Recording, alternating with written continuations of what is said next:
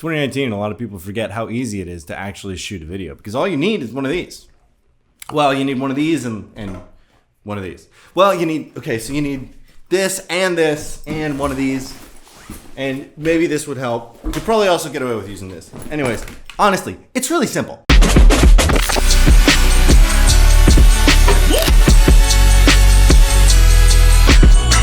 What is up, guys? Nick Friend here. Really happy that you're here. I'm certainly happy to be here. And today I'm actually talking about phone stuff.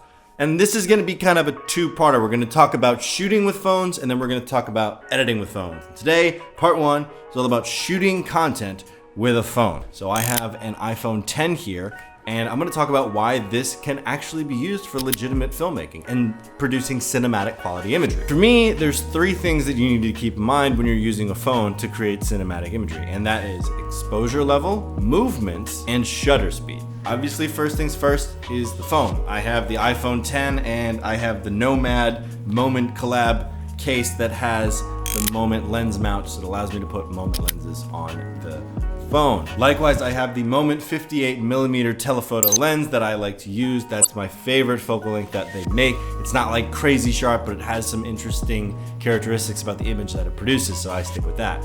And then to that lens, I have this enormous ND filter. This is an 82mm ND filter. Made a video about it, I think right there. This allows me to control exposure level going into the phone, and phones are notoriously bad at getting accurate exposure. ND filters really allow you to be more flexible with your lighting situations. Now, Moment actually makes an adapter for their lenses that allows you to just kind of slot on an ND filter to a regular thread. Unfortunately, I don't have that, so I had to use a whole bunch of gaffer's tape.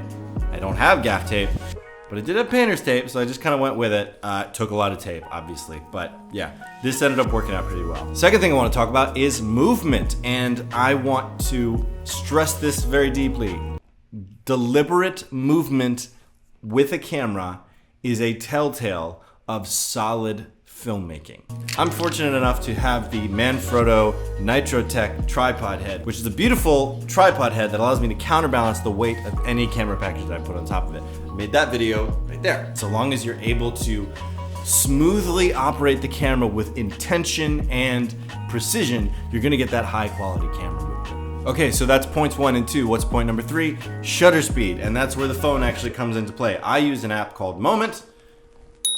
Yes, it's made by the same people that make the lens. It's a $5 app. It lets me shoot and log. It lets me have full manual control over the entire camera setup, so I can control shutter speed, ISO, I can even control focus, and I can control exposure. I control everything. It even has peaking and zebras, so I know when I'm over or underexposed or out of focus. Okay, those are the three basics. So now I have to go out and I actually have to shoot something. Well, you know, I want to make sure that I get like good quality imagery. So I definitely wouldn't want to go out and shoot in like broad daylight at noon, and I probably wouldn't want to shoot next to like water or something that is like really reflective or downtown covered with glass buildings.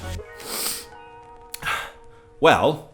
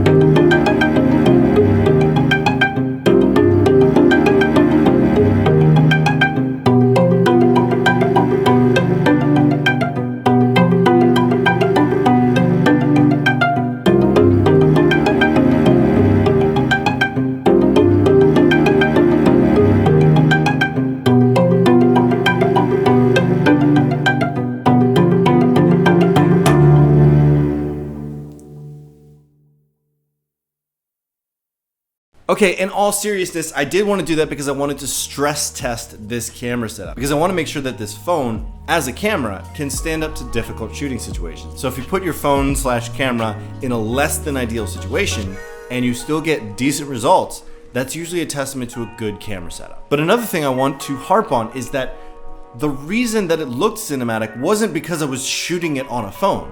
It's because I got exposure and movement and shutter speed as close to as accurate as I could possibly get it in any given shooting situation. So everything I've talked about doesn't really address the issue of why you would use a phone in the first place. And the reason you would use a phone is because, one, it's incredibly lightweight and incredibly versatile, and you take it with you everywhere. And if you add just a little bit, even if you added just this lens and an ND filter, just this is gonna give you an insanely cinematic look.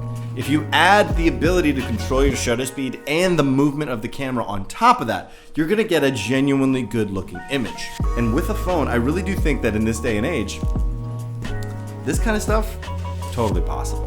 Anyways, that's all I got for you this week. I'll see you next week when we're talking about editing stuff. Peace!